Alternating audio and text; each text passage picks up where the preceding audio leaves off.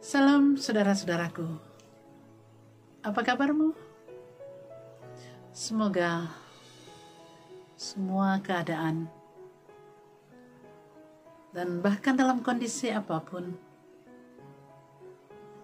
membuatmu tetap bersukacita, berharap bahwa semuanya akan baik-baik saja. Terima kasih untuk ada bersama dengan saya. Dan kali ini kita akan berbincang tentang kasih. Untuk beberapa saat ke depan, kita berbicara tentang kasih. Kita berbicara tentang apa itu sabar, apa itu murah hati, apa itu keadilan, ketidakadilan, dan banyak hal. Jangan bosan, tetap ada bersamaku, tetap menonton, dan tetap menjadi berkat Tuhan. Berbicara tentang kasih, saya akan mulai dari kasih itu sabar. Wow. Berbicara tentang sabar, ya. Dalam kasih ada sabar. Sabar itu sesuatu yang kadangkala murah. Murah bagi orang-orang yang masuk dalam kategori easy going. Ya. Tetapi akan menjadi sesuatu yang mahal kalau dia ada dalam situasi seseorang yang mempunyai kebiasaan untuk segala sesuatu cepat terselesaikan. Ya. Dan biasanya itu ketidaksabaran itu banyak juga dimiliki oleh para kolerik, ya. Orang-orang yang punya semangat tinggi, orang-orang yang antusias, orang-orang yang memang jam terbangnya sangat tinggi, dan kadangkala kesabaran itu menjadi barang mahal, ya. Karena mereka selalu ingin semuanya cepat, ya. Waktu harus cepat berjalan, jawaban harus cepat diberikan. Lalu segala sesuatu sesuai dengan rencana harus berjalan, ya, harus berjalan sesuai rencana maksudnya, ya. Dan sedikit sekali yang mau apa yang mereka rencanakan itu menjadi miss. Nah, saudara-saudaraku, kembali seperti yang saya bilang tadi, sabar itu kadangkala murah tapi tidak murahan, ya. Bagi orang-orang yang easy going, bagi orang-orang yang menjalani kehidupan ini dengan menganggap segala sesuatu itu biasa, ya.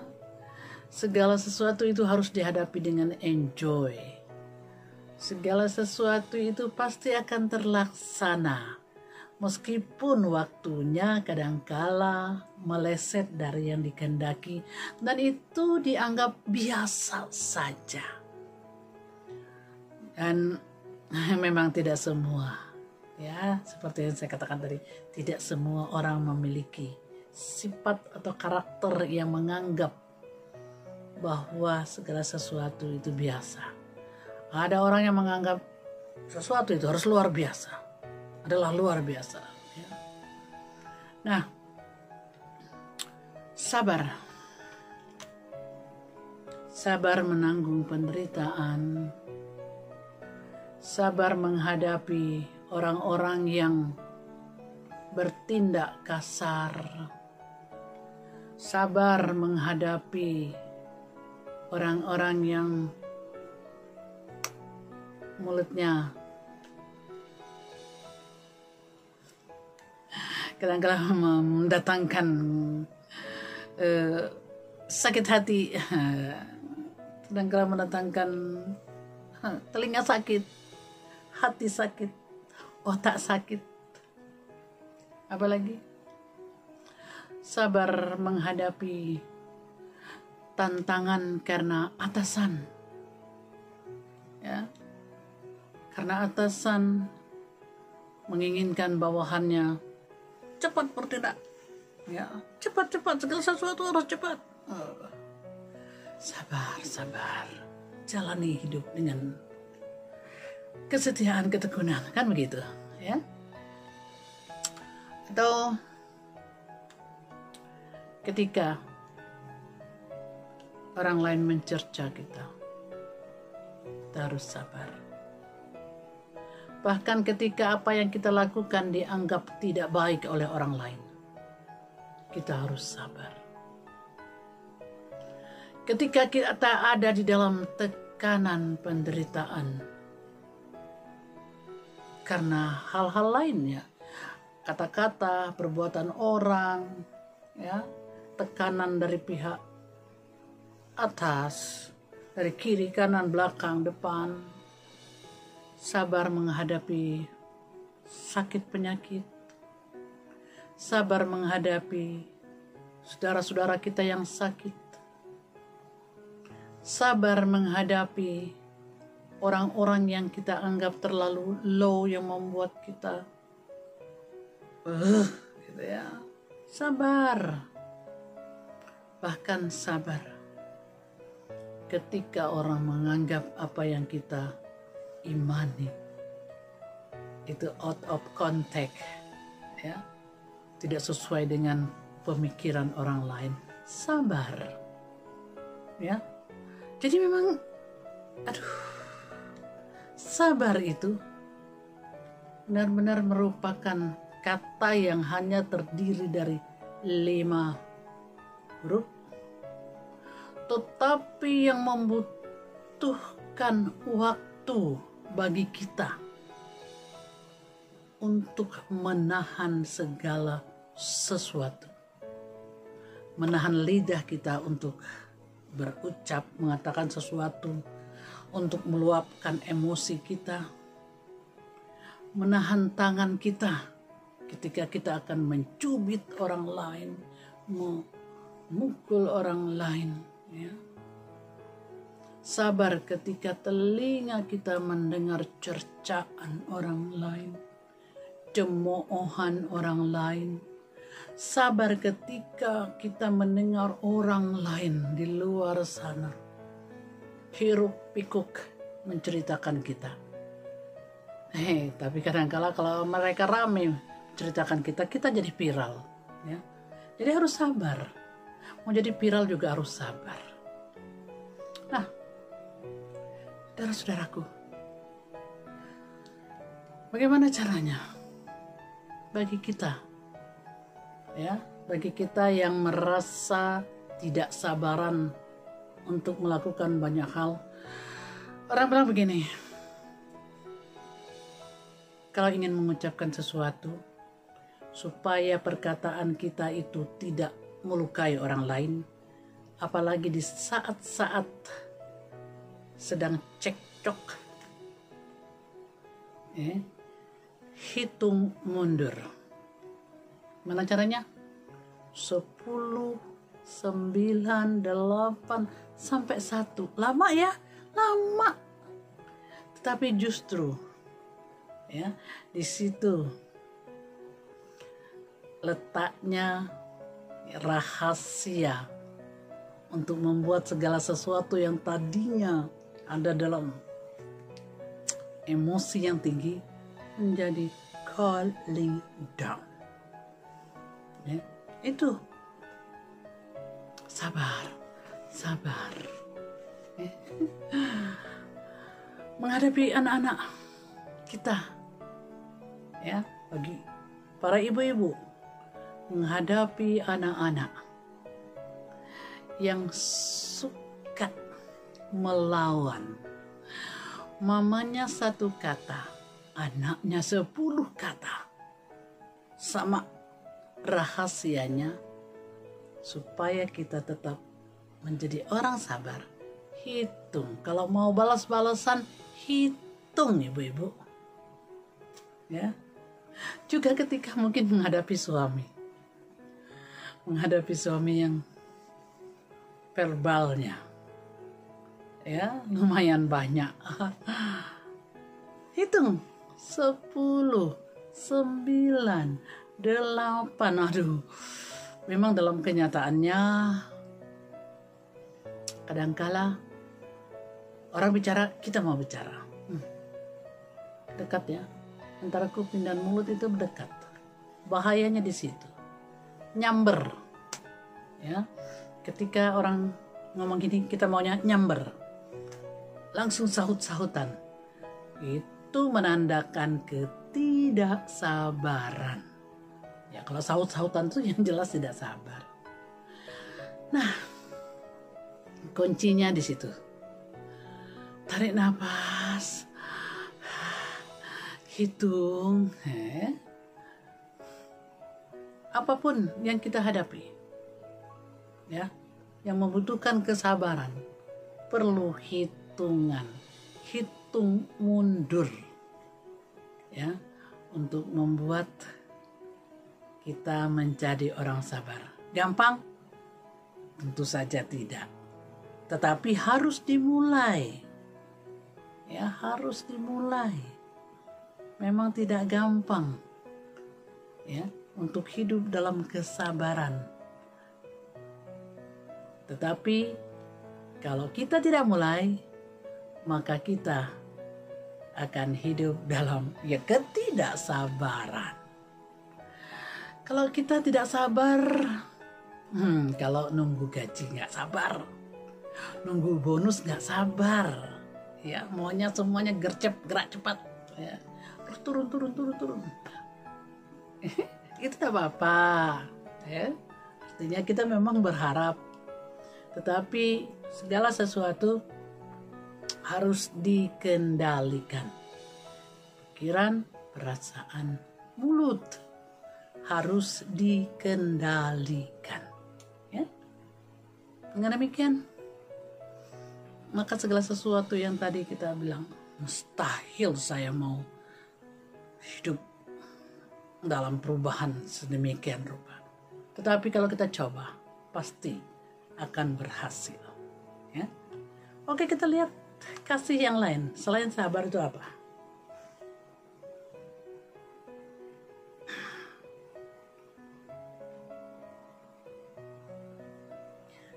Kasih itu murah hati. Ya. Kasih itu murah hati. Kita berbicara tentang murah hati. Berbicara tentang murah hati, itu sangat berkaitan dengan yang namanya kebaikan. Ya. Kapan kita bisa melakukan kebaikan? Apakah ketika orang lain telah melakukan kebaikan, lalu kita ikut melakukan kebaikan? Ya, biasanya seperti itu. Ya, biasanya harus ada yang memacu kita untuk melakukan kebaikan. Orang lain berarti kebaikan kita bisa dipicu dari pihak luar. Tapi jangan juga menganggap bahwa kita tidak punya kekuatan dari dalam untuk melakukan kebaikan. Murah hati. Dia tidak hanya berbicara masalah materi, tapi lebih dimulai dari keinginan untuk berbagi. Ya. Dan keinginan untuk berbagi ini bahagian dari kasih itu. Ya. Keinginan untuk memberikan yang terbaik kepada sesama, kepada orang lain. Dan tentu saja keinginan itu harus muncul, ya, dari hati hati yang paling dalam. Meskipun tadi faktornya dari luar kita lihat, oh orang lain aja bisa berbuat baik kepada aku, kenapa aku tidak? Dan kebaikan itu sia-sia kalau tidak tulus kita lakukan. Ya, harus dilakukan sedemikian rupa dengan hati yang tulus, hati yang tidak merasa rugi. Nah, ini dia. Ketika kita berbuat, kita tidak merasa rugi. Ya. Ketika kita berbuat, kita tidak menghitung-hitung lagi. Tadi saya buat apa? Untuk apa yang saya lakukan itu terhadap dia? Untuk apa saya bermurah hati? Tuh dia cuma satu kali berbaik kepada saya. Cuma satu kali melakukan kebaikan, kemurahan kepada saya. Kenapa saya harus cepat membalasnya? Nah, itu dia. Disitulah letaknya perbedaan. Ya. Kalau kita mempunyai hati yang tulus, maka kebahagiaan kita bukan hanya menerima. Jadi kebahagiaan yang kita dapat ketika kita memberi. Ketika ada sesuatu yang kita keluarkan dari dalam diri kita. Ya. Contoh paling biasa yang kita temui ketika kita melakukan perjalanan, misalnya kita naik kendaraan umum, ya, kita sudah mendapatkan tempat duduk yang enak, tetapi kita lihat ada seseorang yang kita rasa lebih membutuhkan, lalu dengan penuh rasa ingin berbagi, kita berdiri, kita berikan tempat baginya. Dia seorang ibu, atau seorang wanita hamil, atau seorang bapak tapi kelihatan lelah, ya, mungkin karena dia melakukan perjalanan yang jauh. Kita berikan tempat tanpa kita merasa rugi. Itulah kemurahan hati, ya. Itulah kemurahan hati kita. Apalagi banyak contohnya, ya. Ketika kita hidup bertetangga, kalau di kota masing rumah ditutup dengan pagar, sehingga kita kadang-kala tidak tahu kehidupan tetangga kita. Nah, kalau di kota besar, saudara-saudaraku, ya seperti tadi, pagar tertutup. Tapi hal yang pernah terjadi, saya lakukan kecil. Ketika paket tuh. Saya kira itu bukan paket di rumah ini, karena kami merasa tidak sedang belanja. Lalu paket buat siapa? Oh, tetangga. Tetapi tetangganya kenapa tidak keluar? Oh, berarti lagi pergi. Apa yang terjadi? Apa yang saya lakukan? Ketika sang pembawa paket bilang, "Ibu, boleh saya titip?" Nah, situ saya langsung katakan, "Oke, boleh. Nanti saya serahkan ke tetangga." Nah, mungkin,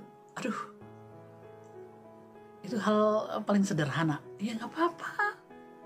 Kita lakukan dulu yang sederhana. Kalau tidak atau belum diberikan kesempatan untuk melakukan hal-hal heboh yang besar, yang kecil-kecil saja kita lakukan dengan sukacita. Meskipun kita harus buang waktu, meskipun kita harus menjaga barang tersebut. Ini barang tetangga nih, nggak boleh yang buka ya. Kita jaga, lalu kita berusaha untuk mencari waktu kapan ya tetangga kita pulang. Gitu. Itu kan memang memerlukan waktu. Merasa rugi? Enggak. Kita tahu namanya hidup bertetangga pasti saling memberi, saling berbagi. Mungkin suatu saat dia yang harus menerima paket, ya, karena kita pergi. Indah kan berbagi? Itu Jadi tidak ada yang perlu ditakutkan kalau hal berbagi. Yang penting rasa hati yang tulus untuk berbagi. Murah hati, murah senyum. Ya, jangan kebanyakan senyum. Nanti orang bingung, kenapa itu senyum-senyum terus, ya. Nah, apalagi yang bisa membuat kita memperlihatkan bahwa kita mengasihi seseorang. Ini di masa-masa ini, masa pandemi ini, kita tidak boleh bersalaman. Nah, sebenarnya ada baiknya. Kenapa? Kadang kala orang salaman, tangan di mana, muka di mana, sesuatu yang tidak sinkron, ya. Kasih tangan tapi muka melengos. Kan lebih baik tidak salaman. Lebih baik begini saja, tidak perlu salaman, ya. Akhirnya mata harus bertemu mata, ya. Nah, itu sesuatu hal yang sederhana, tetapi yang bisa membuat kita lega, yang bisa membuat kita berbagi hati, ya. Menyapa dengan manis, menyapa dengan senyum, itu lebih berharga daripada salaman tapi muka di mana. Atau mungkin lagi godok-godokan, mungkin lagi tidak damai, ya pergi dulu, ya pergi dulu sebentar, lalu balik lagi. Jangan lama-lama. Hati yang tidak damai itu nggak enak, ya, nggak mendatangkan sukacita. Dan kalau tidak mendatangkan sukacita itu bagaimana, ya? Rasanya rugi. Rugi. Iyalah rugi. Karena kita justru mengeluarkan energi negatif. Dan itu melemahkan hati, pikiran kita lemah. Dan sekaligus kalau hati, pikiran lemah, itu rezeki agak jauh. Berkat-berkat itu menjauh. Mencari orang-orang yang hatinya bersih, bersinar, ya. Oleh sebab itu, kalau lagi tidak suka dengan seseorang, berdamai, berdoa, ampunilah aku seperti aku mengampuni sesamaku. Kan begitu. Enjoy, ya, bermurah hati. Kasih itu murah hati. Sudah kita berbicara tentang murah hati, dikatakan ia tidak cemburu. Orang bilang cemburu itu karena cinta, cemburu itu karena sayang. Dan tapi cemburu itu tidak mau berbagi, ya. Cemburu itu terlalu ego. Kita mau bekep, kita punya sendiri, nggak boleh bagi-bagi sama orang, ya. Cemburu itu dimiliki oleh anak-anak kecil.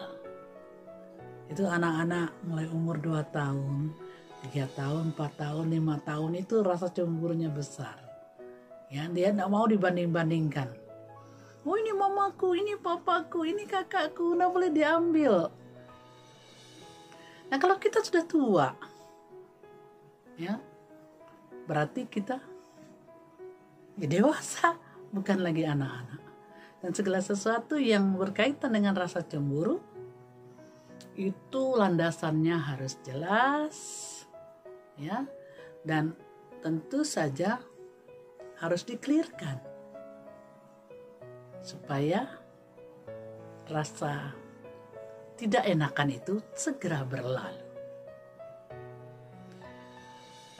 Nah, kalau kita memendam rasa cemburu tetapi tidak diselesaikan, itu sama seperti menelan duri, ya, ketelan tulang atau duri ikan, nusuk terus, menelan nusuk terus, dan itu nggak enak, ya nggak enak. Mau hidup nggak enak? Nggak mau, ya. Oleh sebab itu harus di-clearkan. Ya, jangan piara itu. Jangan piara rasa cemburu dalam hati kita. Ia tidak memegahkan diri. Dia tidak tepuk dada. Dia tidak bilang, itu semua kalau bukan karena saya, dia tidak bisa jadi apa-apa. Itu dulu saya yang tolong dia itu. Ya. Kalau saya tidak tolong dia itu, mana mungkin dia sekarang berjaya. Maksudnya apa? Ya. Maksudnya supaya diingat ya, supaya diingat aja. Tapi tidak demikian. Orang bilang kalau kita melakukan sesuatu, kita bersyukur kalau dia naik. Dan kita berharap dia bisa menolong orang lain juga. Ya, artinya jangan menyombongkan diri. Kalau kita bisa melakukan segala sesuatu yang baik menurut ukuran kita. Kalau kita pernah melakukan sesuatu yang baik, bersyukur. Ya. Bersyukur, bukan bersungut. Ini bedanya, bersyukur dan bersungut. Dan kalau mulai memegahkan diri, maka segala sesuatu yang pernah kita lakukan buat orang lain, itu kembali zero, kembali nol, ya, rugi kita. Apalagi kalau perasaan itu ditambah dengan keinginan untuk menekan orang, nah, keinginan untuk menghasut, keinginan untuk membelokkan pemikiran-pemikiran orang lain. Ya. Lalu kita mulai menghasut, merekrut, menghasut. Waduh. Jangan ikutin dia. Ini dulu saya yang bangun. Kalau bukan karena saya, semua ini tidak bisa terjadi. Lalu peran Tuhan di mana? Ya, bukankah kita diberikan kekuatan bukan untuk disombongkan, tapi untuk disyukuri. Bersyukur saya pernah ada di situ dulu. Bersyukur saya menjadi bahagian kecil. Ya. Bata yang kecil, batu yang kecil yang membuat bangunan itu jadi. Kontribusi saya kecil, tapi saya bersyukur. Ya, itu lebih baik. Itu lebih membuat kita enak sebenarnya. Tetapi segala sesuatu yang kita banggakan lalu membuat kita bersungut-sungut, ya. Apa yang kita banggakan itu luntur. Dan orang lain melihatnya sebagai suatu keburukan semata. Orang tidak memuji kita, tetapi justru merendahkan. Siapa yang mau direndahkan? Tidak ada. Ya, tidak ada yang mau direndahkan. Semua orang maunya ditinggikan. Tapi itu tadi. Ya, memegahkan diri, lalu merendahkan orang lain. Itu sama saja dengan kita membangun tembok kepalsuan yang tidak mendatangkan sukacita. Apalagi ketika kita menjadi sombong. Saya sudah melakukan ini dan itu. Saya sudah melayani puluhan tahun. Saya sudah jadi ini dan itu. Saya sudah bangun ini dan itu. Sombong. Lihatlah, apakah kehebatan kita itu mendatangkan berkat bagi anak-anak kita? Kalau tidak mendatangkan berkat, saudara-saudaraku, stop untuk menyombongkan diri, karena itu tidak berarti apa-apa. Justru membawa keluargamu jauh dari kebaikan Tuhan. Dan itu sesuatu yang tidak nyaman, ya, yang tidak membanggakan. Banyak orang yang kita lihat merasa punya bersejarah, ya, punya sejarah untuk melakukan ini dan itu, berkoar ini dan itu dulu saya yang bangun, ini dulu saya yang bangun. Lebih baik itu orang lain yang bilang, aduh ini dulu bapak ini loh yang bangun, ini dulu ibu ini yang hebat. Orang lainlah yang harus membanggakan kita, jangan kita yang membanggakan diri sendiri, karena itu akan kembali menjadi zero. Ya. Biarlah orang lain yang membanggakan kita atas apa yang sudah pernah kita lakukan, supaya anak cucu kita juga diberkati, ya, hidup mereka baik, hidup mereka penuh dengan semangat, meniru semangat kita, para orang tua pendahulu mereka.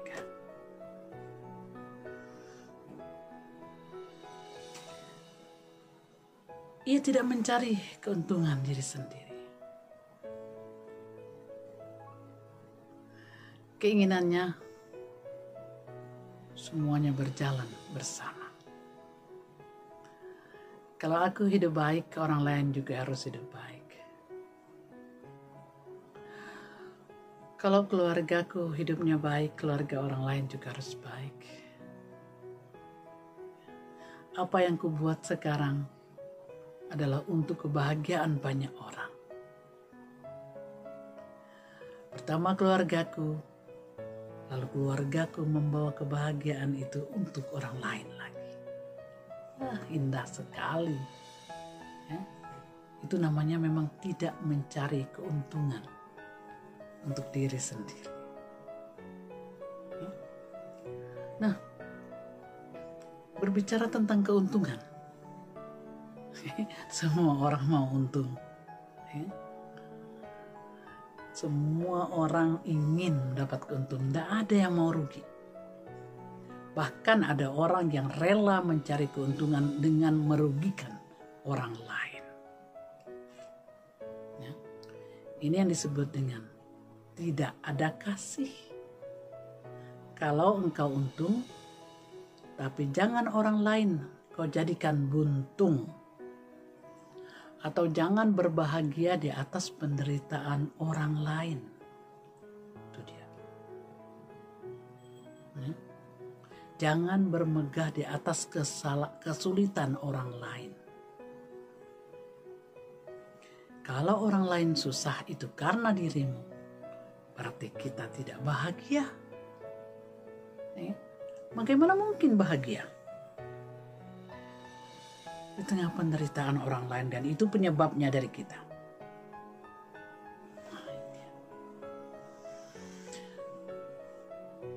Selain itu, dikatakan ia tidak boleh jadi pemarah.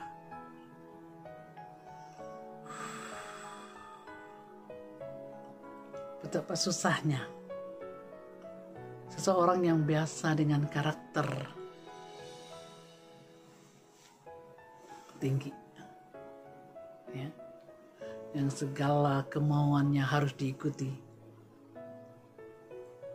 segala kata-katanya harus dituruti, semua perintahnya harus dituruti cepat, sesuai dengan kemauannya, dan kalau tidak dilakukan, dia akan menjadi marah. Nah, tidak sabar, cepat marah. Sahabat sejati yang membawa kesusahan untuk orang lain, tetapi juga untuk dirinya sendiri. Dia tidak boleh pemarah. Berapa persen yang kita rasakan dalam diri kita? Emosi yang meluap-luap. Tapi pernahkah kita melihat itu terpancar atau dikarenakan apa? Orang lain atau diri kita sendiri? Ya, biasanya orang lain. Kenapa? Itu dia. Karena kita merasa terlalu tinggi. orang lain ada di bawah kita. Sehingga ketika keinginan kita tidak terturuti, maka rasa emosi kita akan keluar. Dan kita disebut pemarah. Artinya pemarah tidak sabar. Sama, temenan. Tapi pemarah, sabar, itu tidak temenan. Itu musuhan. Berdampingan, berjalan bersama, nggak mungkin. Tapi pada akhirnya melakukan perubahan, nah itu mungkin. Dan itu yang paling kita harapkan, ya. Ya, tidak pemarah. Sampai berapa tahun umur kita? Ada seseorang teman yang berkata begini, dia harus hidup dengan suaminya sampai mencapai usia hampir 60. Dikatakan psikiater baru suaminya mampu melakukan perubahan. Artinya perubahannya ke arah lebih baik itu sekitar umurnya 60. Dan pada saat saya bertemu dengan dia itu umur kami sekitar 30. Ya, umur kami 30. Karena pada saat itu anak-anak kami masih kecil. Kalau tidak salah anakku baru umur 4 tahun. Ya. 4 tahun. 4 tahun mau 6 tahun. Bayangkan itu saudara-saudaraku. Lama ya, lama. Lama dia harus menunggu untuk sebuah penantian yang menghasilkan kesabaran. Semoga saja dia sudah mendapatkannya, ya. Tidak menyimpan kesalahan orang lain. Ini dia. Ada orang yang bilang begini, segala sesuatu yang kurang enak, kurang baik, tulis di pasir. Kenapa? Ketika air datang, tulisan itu akan tersapu. Dan pasirnya kembali seperti biasa. Tidak ada lagi tulisan. Ya. Tapi segala kebaikan, tulislah itu di batu. Kenapa? Karena hempasan air sekuat apapun lama baru hilang itu tulisan kebaikan yang ada di pasir. Artinya begini, dalam hidup ini kita memang tidak sendiri.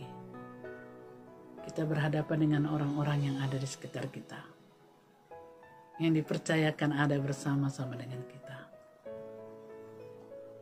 Dan mereka sama seperti kita, punya kepribadian yang berbeda satu dengan yang lain. Tetapi satu hal yang sebenarnya harus sama, yakni sama-sama tidak boleh menyimpan dendam. Itu sama-sama tidak boleh mengumpulkan kemarahan. Hapus segala sesuatu itu berlalu. Biarlah menjadi sejarah perjalanan kita. Ya, biar dia menjadi salah satu pengingat kita bahwa suatu waktu lalu pernah terjadi begini. Tapi semuanya baik-baik saja. Semua itu adalah warna-warni kehidupan, pahit manisnya kehidupan, dan tidak boleh diungkit-ungkit, tidak boleh diulangi, tidak boleh diungkit-ungkit. Ya, itu biarlah menjadi masa lalu. Karena kita berjalan ke depan, bukan berjalan mundur. Kita berjalannya ke depan, sehingga yang sudah lewat ya sudah lewat. Orang bilang apa? Yang baik kita simpen, yang tidak baik jangan, buang saja, ya, buang di tempat, dimasukkan dalam peti, kunci rapat-rapat, nggak usah dibuka-buka, kuncinya, ya, gembok di peti, kuncinya buang di laut. Siapa yang mau cari di laut? Nggak ada. Ya, buang, supaya segala sesuatu yang baik saja yang kita ingat, ya, segala sesuatu yang baik. Mudah? Nggak mudah, memang nggak gampang, tapi harus belajar untuk menghapus segala sesuatu yang menyedihkan, segala sesuatu yang menyakitkan, ya, karena memang kita ini manusia biasa, manusia yang tidak luput dari dosa, manusia yang tidak luput dari kesalahan, ya, yang memang benar-benar tidak bisa menjadi orang-orang yang putih bersih, tidak bisa, ya. Orang bilang kalau sudah putih bersih itu dia kedudukannya bukan di dunia lagi, ya, dia sudah sana jadi malaikat. Tapi selama kita jadi manusia, bisa jadi malaikat penolong sesama, terutama menolong diri kita sendiri, ya, sama tuh tolong diri kita sendiri supaya kita menjadi baik bagi orang lain, supaya kita tidak menyimpan kesalahan orang lain dan menutupnya dalam hati kita, lalu dirempahi, diingat-ingat, dulu kan dia beginiin saya, dulu kan dia begituin saya, dulu kan dia kata-katanya begini terhadap saya. Yang luka siapa? Ya diri kita. Kita ngingat-ngingat lagi luka, ya, luka sendiri, dan itu tidak membahagiakan. Saya tidak suka memelihara sesuatu yang tidak membahagiakan saya. Nggak move on, orang anak-anak muda sekarang bilang move on, ya, jangan mau ditindas oleh masa lalu, jangan mau ditindas oleh perkataan-perkataan pahit. Biarlah kita ke depan itu jalannya enak. Memang jalan tidak lurus, ya, ada lika-likunya. Tetapi setiap lika-liku yang kita hadapi itu selalu membuat momen hidup kita semakin kuat, semakin kuat, ya, semakin kuat dan semakin bijak. Supaya memang kita menghadapi kehidupan ini tidak mudah jatuh, ya, tidak mudah terjerembab, tidak mudah terjeblos, ya, tidak gampang untuk menerima iming-iming kepalsuan, dan tidak mudah untuk menerima hasutan-hasutan. Itu yang paling penting, ya. Telinga kita pasang untuk tidak menerima hasutan-hasutan. Telinga kita pasang untuk mendengarkan kebaikan-kebaikan Tuhan saja. Telinga kita pakai untuk menyaring semua informasi yang masuk. Ingat, antar telinga, halo, dekat sekali. Ya, halo, dekat sekali. Ya, dekat. Dengar, ngomong. Didengar, disimak, direkam, diolah dulu, ya, baru pelan-pelan keluar kata-kata nasihat, kata-kata bijak. Nggak boleh sambar-sambaran, ya. Kok nyamber itu kayak kompor, kompor, ya, yang nyamber. Kita jangan jadi kompor. Kita tuh jadi air. Tapi jangan air bah. Jangan air yang besar. kita jadi air yang menyejukkan.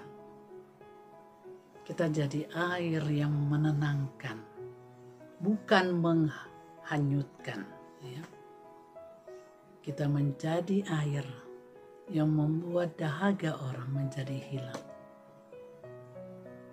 Dan kita menjadi teladan, supaya orang lain melihat, wah, itu dia, aku suka dia. Nah, saudara-saudaraku, kita akan melanjutkan.